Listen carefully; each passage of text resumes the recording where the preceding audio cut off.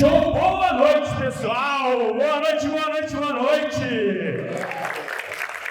Vou pedir para vocês ficarem de pé um segundo aí, porque vocês merecem uma salva de palmas. Uma salva de palmas para vocês, porque eu sei que não é fácil ficar o dia todo assistindo palestra, o dia todo para alguns trabalhando, e vocês ficaram aqui. Eu sei que não é para me ver, eu sei que é para ver o Márcio, tá? Mas pelo menos a minha família veio para me ver. Tá aqui, ó, meu sogro, minha esposa, meus tios, eles vieram para me ver. Então, eu preparei. Pode sentar, gente, pode sentar. Senão vocês vão ficar cansados.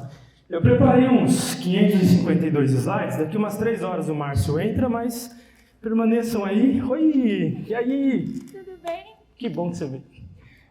A gente vai comentar um pouquinho sobre empreender, sobre empreendedorismo, Fórum de Empreendedorismo.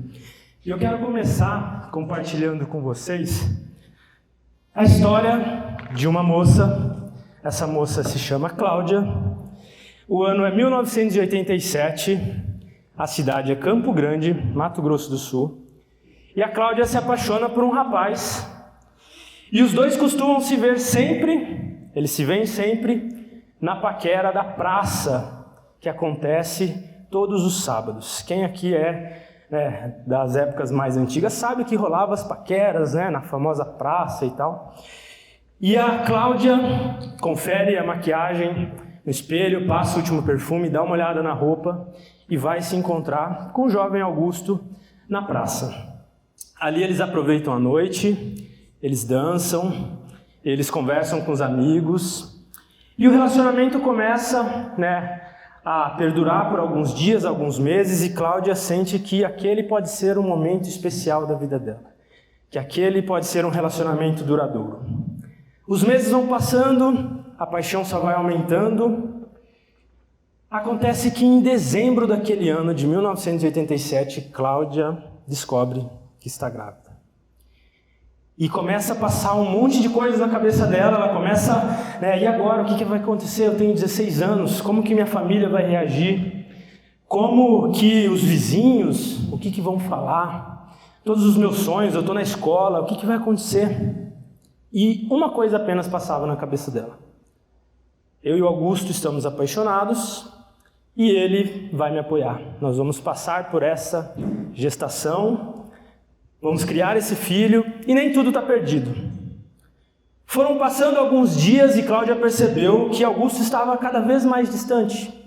Até que chegou um sábado, se prepararam novamente para ir à praça, encontrar os amigos, afinal, é ali que os jovens daquele bairro tinham para se divertir, para se encontrar. E naquele dia foi diferente, porque naquele dia não teve beijo, não teve abraço. Naquele dia, Augusto olhou para Cláudia e disse assim: infelizmente, meus planos não são os mesmos que o seu. E ali foi cada um para um lado. Os meses foram passando, até que chegou o dia 5 de agosto de 1987. Cláudia está na maternidade para dar à luz ao seu filho. E aquela criança nasce. E essa história tinha tudo para dar errado. Tudo para dar errado.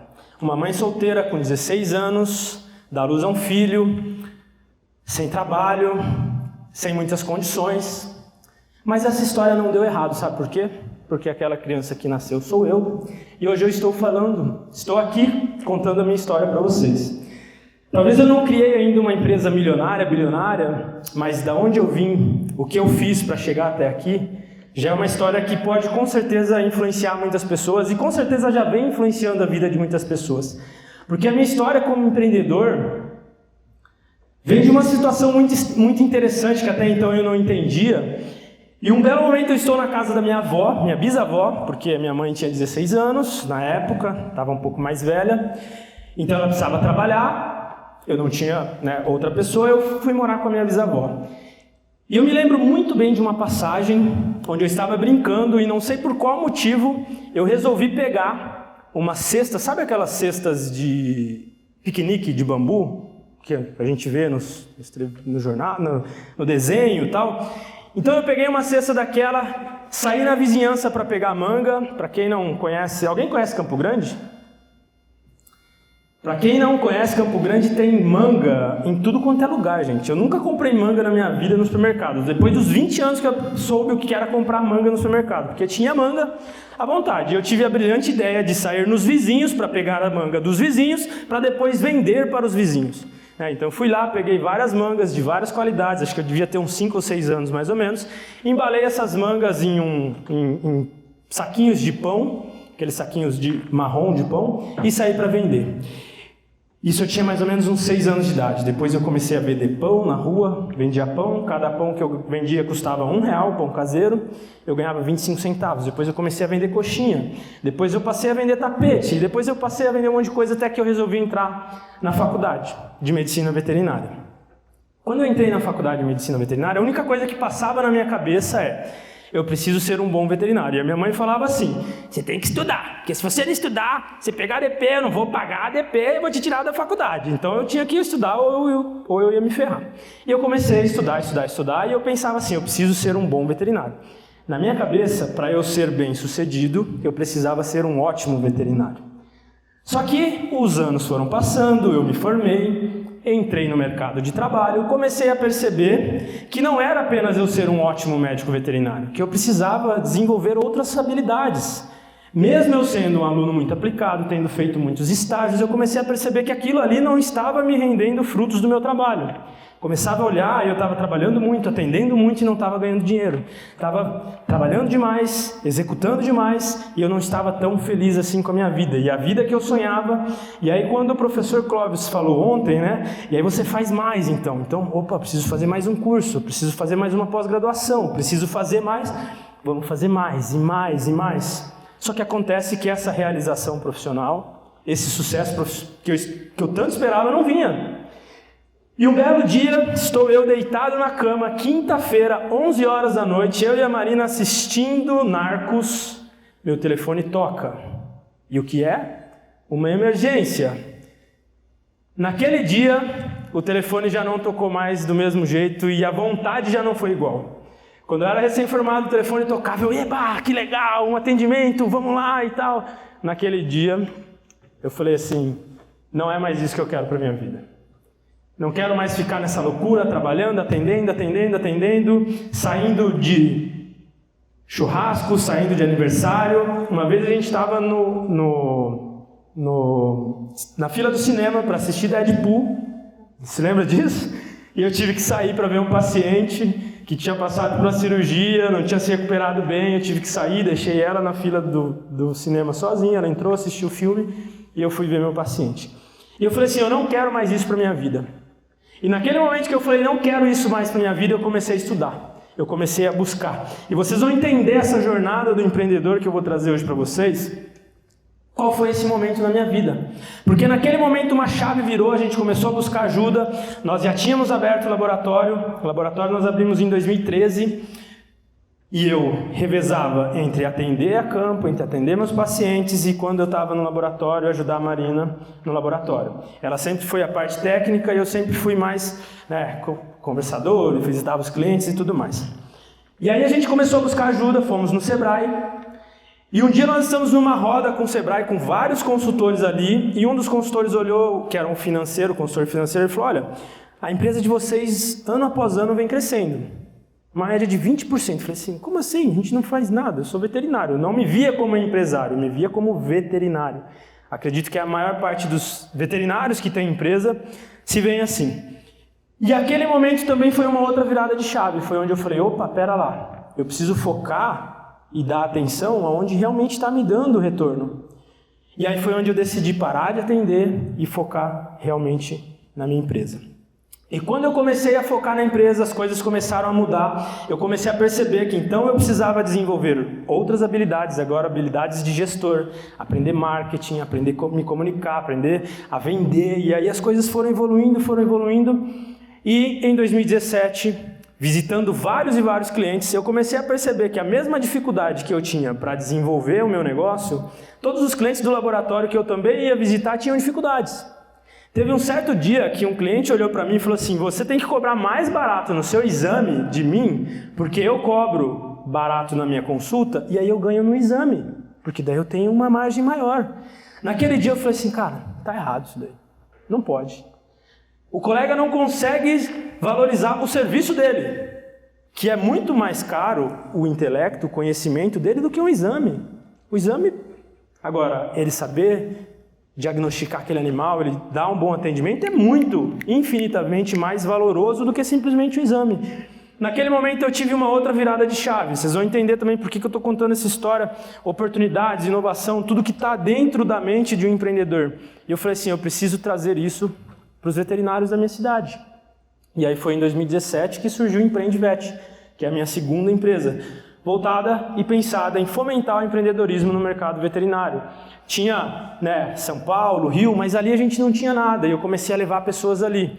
Não só levar pessoas ali, mas conviver com aquelas pessoas, aprender o que elas estavam fazendo, vivenciar o que elas estavam fazendo. E aí foram me abrindo portas e portas e portas.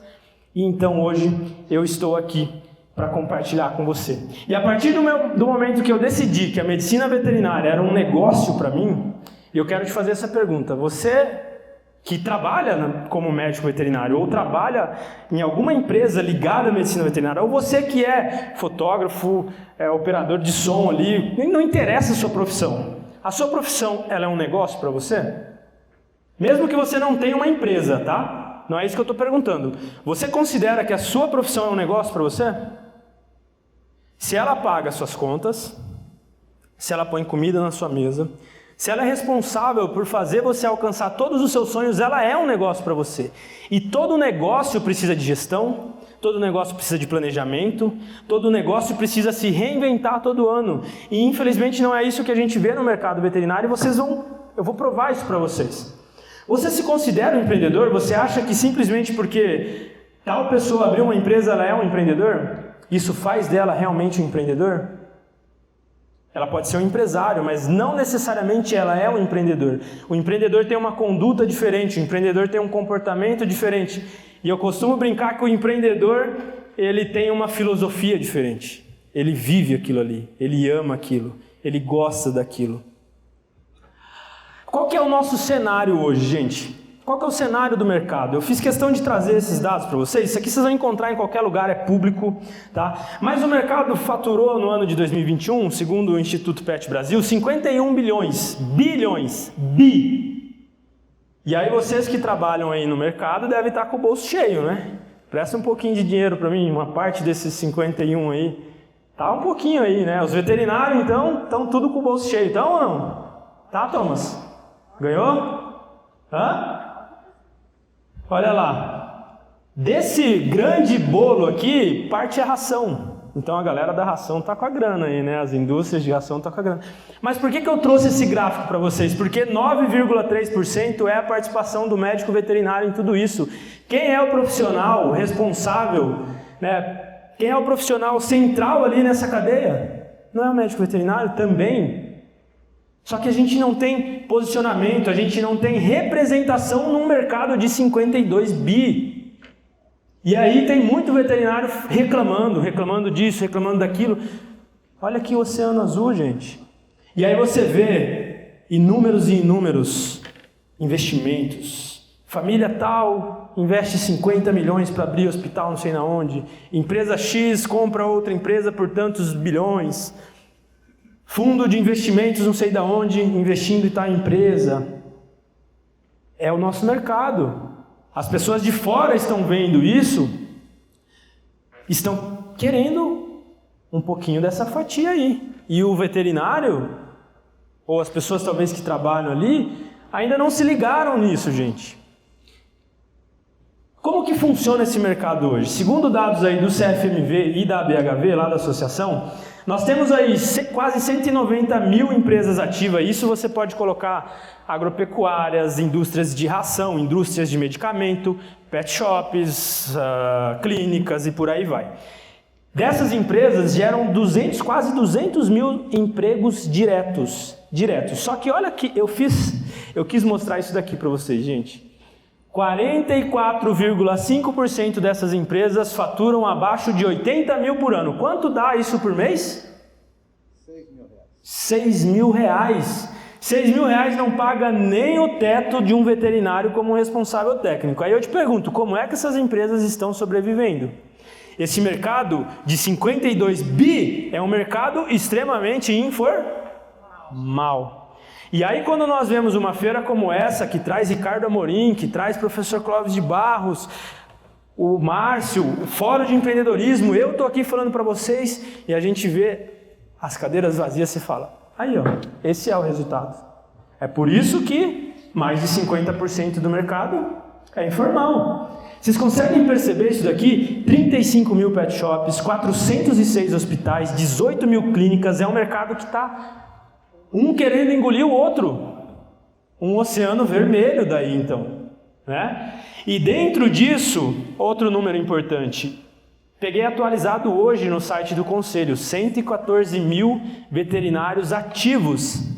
114 mil veterinários ativos.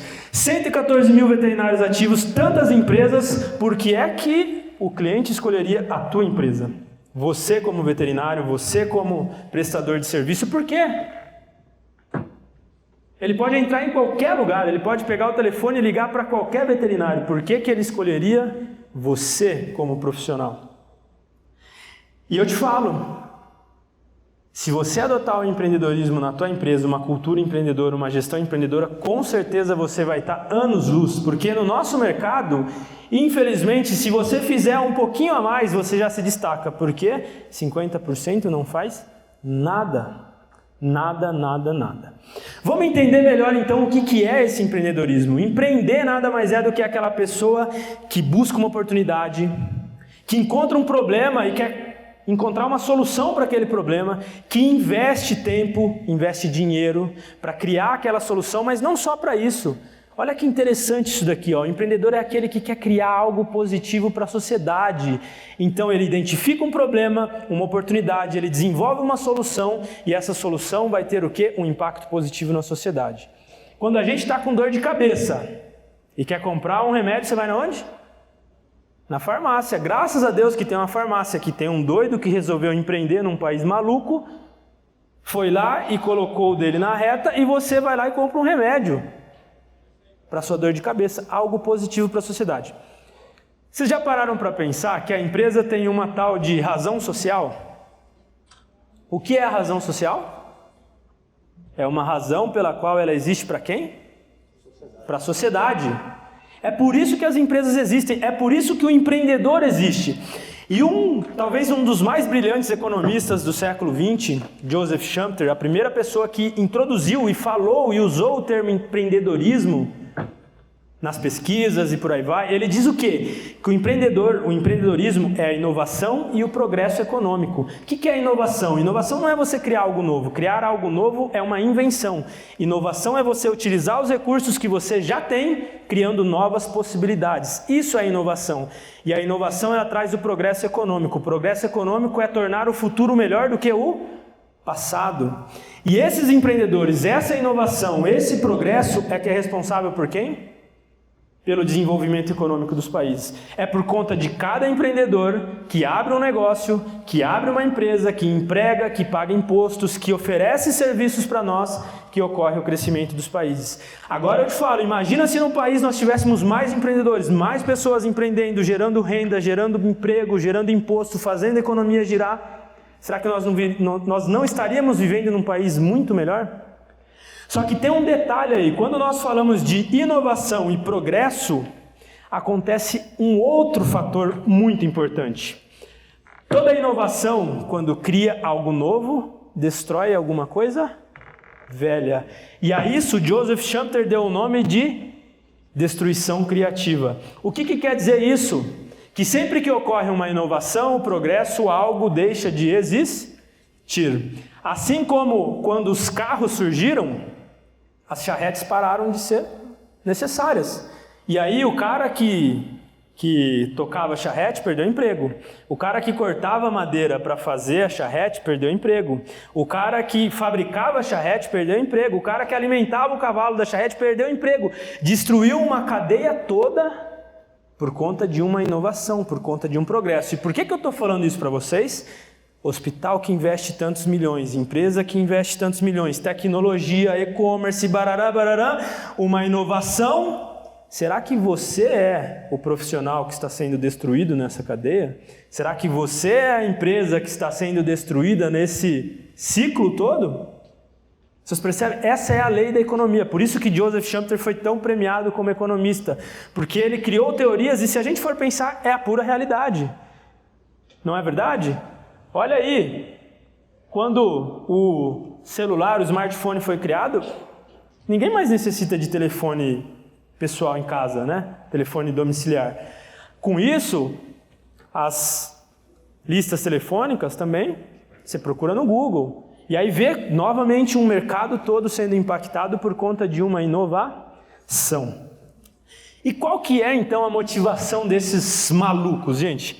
Eu fui visitar ontem o Hospital Veterinário Taquaral, doutora Marieta, tem 20 e tantos, sei lá, uns 25 anos de profissão, de carreira, de empresa. E aí me pega uma senhora e inventa de construir um hospital gigantesco. Não sei quanto ela investiu naquilo. Aí você fala assim, cara, o que é a motivação dessa pessoa? Ela poderia já ir descansar, ela já poderia ir curtir a vida, ela ganhou dinheiro, ela tem uma vida boa, não sei, mas ela tem uma reputação. Pegamos o Uber ontem, a moça que falou, vocês vão lá no hospital da doutora Marieta? Eu falei, ela mesma. O que faz uma pessoa dessa querer investir em criar um negócio? O que faz um cara colocar 50 milhões no hospital? O que faz uma pessoa falar assim, eu vou chegar até Marte? O que faz um cara maluco investir todo o dinheiro dele para criar um negócio que vai chegar até Marte? Uma empresa que ninguém dá nada, o cara fala, não, vai acontecer. Vai acontecer. O que faz essas pessoas quererem mudar o mundo? Tem muita explicação por trás. Tem genética, tem ciência, tem muita coisa. Mas tem alguns motivos. Dentro desses motivos é lógico que o lucro. Porque se um negócio não dá lucro, ele não vai funcionar. Se as receitas não conseguem cobrir o custo, de nada adianta. Pode até ter uma ideia, mas essa ideia nunca vai se transformar em uma inovação, nunca vai se transformar em algo legal, porque não se sustenta, não se mantém. E olha que interessante ali, a vontade de conquistar, gente. É essa vontade que às vezes não tem explicação, que às vezes alguém olha e fala assim, esse cara é louco. Esse cara quer montar uma nave espacial para levar as pessoas para fazer turismo espacial. Richard Branson, o cara também é zilionário, sei lá, não precisa de nada disso, podia ir dormir, ficar em casa tranquilo, mas ele está inventando, foi para o espaço, ele foi o primeiro cara que não era um astronauta a ir para o espaço. Ele podia estar dormindo na casa dele tranquilo. A vontade de conquistar, de deixar o seu legado, de deixar a sua marca no mundo. O impulso para lutar, gente. E olha que interessante isso, porque a genética explica, e a ciência explica que o empreendedor ele tem alguns comportamentos que vêm da genética. E dentro disso, existe uma das características do empreendedor é a habilidade de correr risco. Ele vai lá, injeta um capital, um dinheiro, para abrir um negócio sem saber se aquilo vai dar retorno ou não vai. Então ele tem uma alta tolerância a correr risco. Algumas pessoas vão pensar, eu não vou pegar as minhas economias da vida inteira para investir nisso, eu quero segurança, eu quero estabilidade. O empreendedor tem zero estabilidade. E aí, existe uma enzima chamada monoamina oxidase, que é uma enzima que foi já relatada que níveis menores dessa enzima faz as pessoas correrem mais riscos. Quem produz menos dessas enzimas? Alguns praticantes de esportes radicais, galera que pula de paraquedas, alguns criminosos, porque o cara vai assaltar alguém, ele pode correr o risco de levar um tiro e preso, mas não está nem aí. Inclusive os empreendedores. Pessoas que produzem menos dessa enzima, que também está relacionado com um gene que produz essa enzima, mas essas pessoas elas têm a capacidade, o impulso para lutar, para sair todos os dias, para fazer a diferença. Provar ser superior, isso daqui pega no nosso calo. Porque um dia eu estava lendo um livro de um psicólogo chamado Luiz Fernando Garcia, e ele ajudou a criar no Brasil um programa chamado Empretec, que aliás, para quem é empreendedor, eu recomendo que faça, um programa do Sebrae muito legal. E ele diz que dentro dos traços de personalidade do empreendedor, é bem comum encontrar alguns empreendedores, ele é psicólogo, que por algum motivo tiveram algum abandono na infância, não tiveram um pai presente, não tiveram alguém, e essa pessoa ela quer provar que ela pode conquistar, que ela pode fazer, então ele vai, ele faz, ele se arrisca. E eu me identifiquei com isso, bastante. O empreendedor, ele quer ter êxito na vida, ele quer ter sucesso, mas não simplesmente o sucesso pelo sucesso, mas o sucesso para mostrar que ele tem sucesso. Essa é a motivação do empreendedor. É por isso que algumas pessoas poderiam estar em casa dormindo, mas elas estão ali tentando, buscando. Fora isso, tem um outro gene chamado de D4DR. Esse gene ele é responsável pela insatisfação com o status quo. Pessoas que têm, que apresentam a expressão desse gene, na verdade, são artistas, pesquisadores. O cara está pesquisando uma coisa, ele quer criar algo de novo, ele quer criar uma descoberta nova. São essas pessoas. Então, quer dizer que o empreendedor, ele já nasce empreendedor? Sim. Algumas pessoas sim. Então se eu não nasci empreendedor, se você falou tudo isso, eu não me vejo, aí eu não sou empreendedor? Não. Porque existem dois tipos de empreendedor.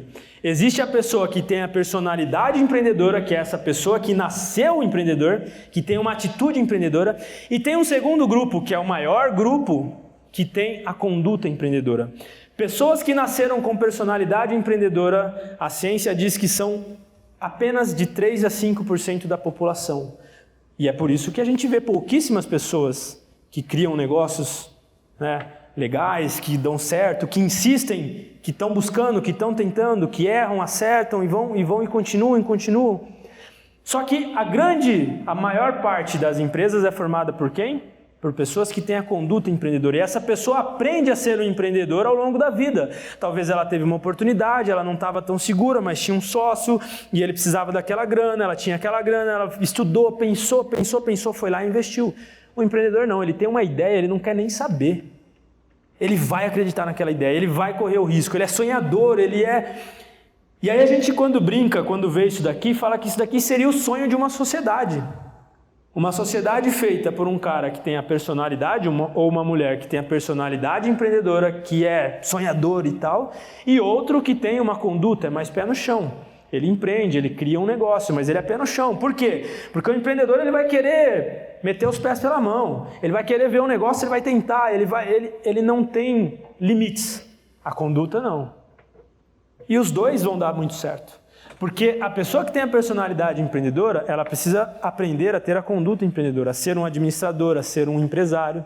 E a pessoa que tem a conduta empreendedora, ela também precisa aprender a ter a personalidade empreendedora, a sonhar alto, a pensar diferente, a inovar, a buscar novas oportunidades. E dentro de cada empreendedor, de cada pessoa que abre uma empresa, nós temos 3 personalidades, como se fosse nos desenhos, a gente tem 2, né? O diabinho e o anjinho, aqui tem 3. E eu identifiquei isso muito com a veterinária. Sabe aquele padeiro que acha que porque faz pão vai abrir uma padaria e vai dar certo? Sabe aquele veterinário que acha que porque tem estudou veterinário, vai abrir uma clínica veterinária e vai ser um sucesso? Aquela advogada que estudou tudo de direito e sabe, vai abrir um escritório e vai dar certo. Nossa, eu domino isso. Só que não é assim. Por quê? Porque o técnico ele pensa no operacional. Em algum momento da nossa vida, quando a gente abre a nossa empresa, a gente tem um pouquinho dessas 3 coisas. Do técnico, do administrador. O administrador é a pessoa que vai planejar, a pessoa que vai pensar, que vai pagar as contas e tal. Ou do empreendedor. É bem provável que mesmo que talvez você não tenha todas essas características, mas um dia você estava trabalhando para alguém e você falou assim, eu não quero isso daqui mais. Eu acho que eu poderia fazer diferente, poderia abrir um negócio legal e tal. E aí você vai lá e abre. Naquele momento você foi empreendedor. Porque talvez a gente não é empreendedor pelo resto da vida. Porque se eu crio um negócio, eu inovo naquele momento e depois eu estabilizo ali, fico quietinho na minha zona de conforto, eu não estou mais buscando diferencial. E tudo isso tem dentro do empreendedor, tudo isso tem dentro do empresário, perdão. Acontece que talvez um é mais técnico que o outro, um é mais administrador que o outro, um é mais empreendedor que o outro. E qual que é o segredo? O segredo é equilíbrio. Por quê? Porque o técnico vive no presente, ele quer executar, ele é operacional. O administrador vive no passado, gastamos tanto no mês passado, precisamos cortar esse custo, precisamos isso e aquilo. E o empreendedor ele está pensando no futuro. Não, a gente tem que abrir 5 unidades, a gente tem que comprar um tomógrafo, a gente tem que não sei o quê. E o segredo é o quê? Tá, vocês se identificaram aí, né? O segredo é o equilíbrio, gente. Basicamente é isso. Sabe por quê? Uma empresa administrada por um empreendedor, sem a gestão, o planejamento do administrador, sem o técnico para fazer, ela vai morrer cedo e dramaticamente, porque o cara vai pensar, vai querer fazer um monte de coisa e vai ver que no fim não cobre custo, não dá lucro.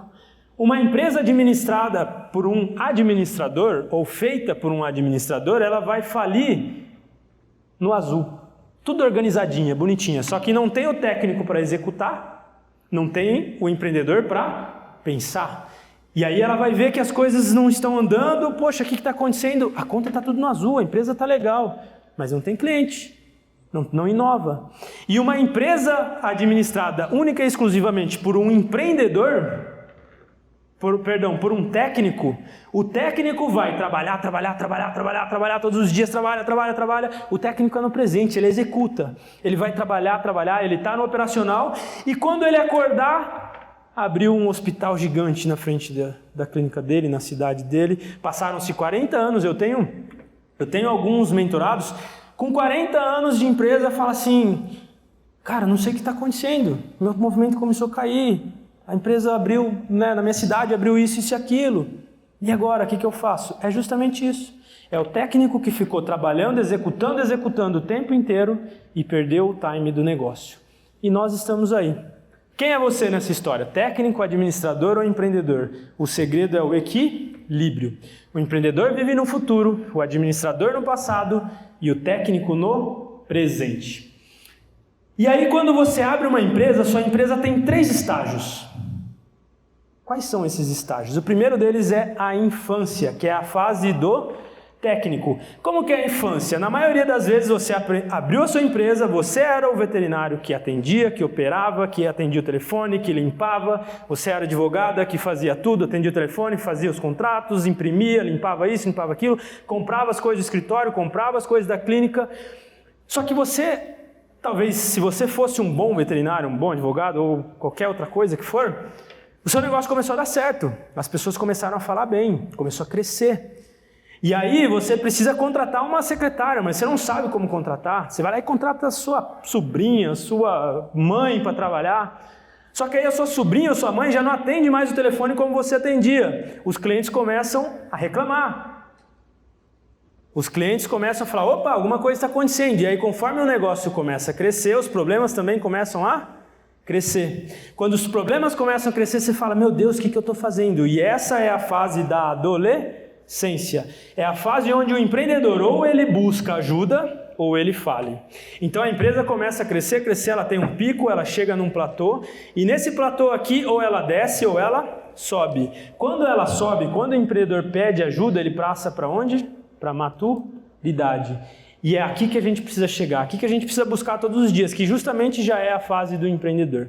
Então são esses 3 estágios. Acontece que algumas pessoas, e pode ser bem comum isso, talvez vocês já conheçam alguma história, de alguém que chegou na adolescência, começou a crescer e ela fala, não é isso que eu quero para mim não, tô fora, dor de cabeça, contratar gente, comprar não sei o que, crescer, aluguel mais caro, tô fora. E aí ele era grande e voltou a ser pequeno. Então tem 3 caminhos aí, ou ele vai crescer e passar para a maturidade, ou ele vai quebrar, ou ele vai voltar para a infância. Basicamente são esses 3 caminhos. E como que a gente faz então para chegar na maturidade? Gestão empreendedora. Basicamente é isso, não é mais só gestão.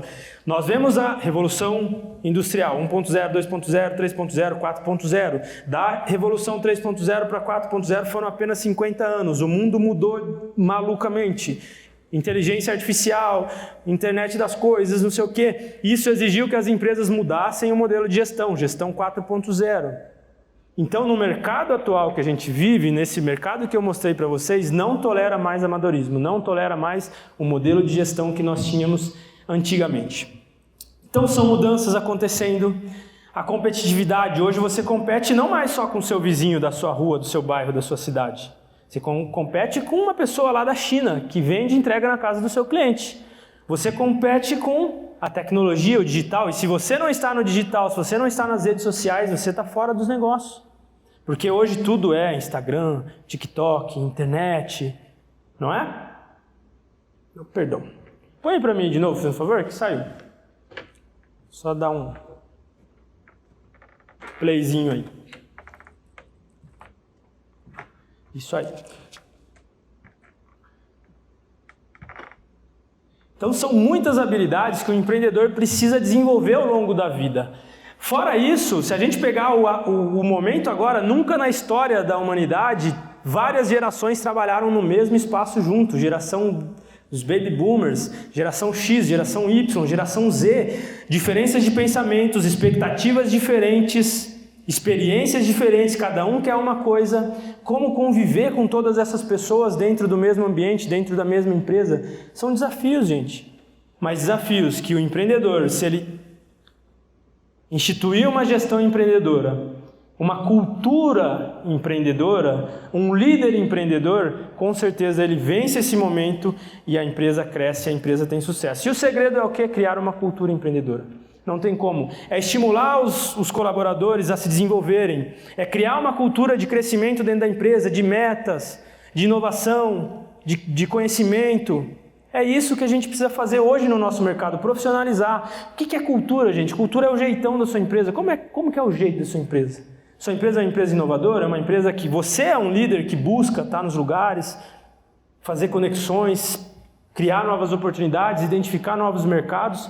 É isso que a gente precisa fazer. E aí eu quero finalizar aqui com essa frase. Trabalhe pela empresa e não na empresa. Existe uma grande diferença isso.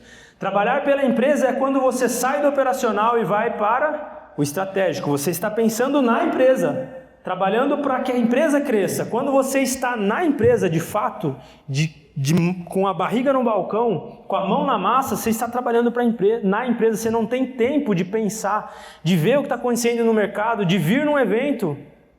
Porque se você vier num evento, algum cliente vai ficar sem ser atendido. Não tem outra pessoa no seu lugar. Não é bem assim? E aí eu vou finalizar essa palestra com uma história bem interessante de alguns amigos que estavam passeando, resolveram fazer uma caminhada e subir uma montanha. E esses amigos combinaram um dia, viram essa montanha maravilhosa, combinaram um dia, se encontraram no pé daquela montanha, estavam organizando a subida deles, comentando como ia ser, eles queriam ver o pôr do sol maravilhoso em cima daquela montanha. E eis que uma voz chega, para tudo, um vento, e fala para eles assim: carreguem o máximo de pedras que vocês puderem. Coloquem pedra nos bolsos, coloquem pedra nas mochilas, subam até o alto desse monte, porque quando vocês chegarem lá, vocês vão sentir uma alegria, algo que vocês nunca sentiram antes na vida de vocês. Aquela voz sumiu, aquele vento passou. Algumas pessoas começaram a correr, a baixar, encher os bolsos, a mochila de pedras, e outros começaram a olhar e falavam assim: vocês são malucos? Vocês estão vendo a altura dessa montanha? Vocês estão vendo aonde que a gente precisa chegar e vocês vão carregar pedra? É isso mesmo? E aquelas pessoas não deram ouvido, começaram a pegar o máximo de pedras que podiam. E começaram a subir. E subiam. E quando foi chegando na metade daquele monte, as pedras começaram a ficar pesadas. Algumas pessoas começaram a cair, se levantar. Alguns perderam o sapato, mas eles continuavam. Alguns iam se machucando, se ralando no meio do caminho, mas eles continuavam. Até que eles chegaram lá em cima, alguns olhando para eles: vocês estão malucos? Olha como que vocês chegaram aqui. E eles chegaram em cima com aquela expectativa, inclusive os céticos que não tinham carregado nenhuma pedra, eles queriam saber, eles estavam com aquela curiosidade: o que será que vai acontecer? E quando eles chegaram lá em cima, nada aconteceu.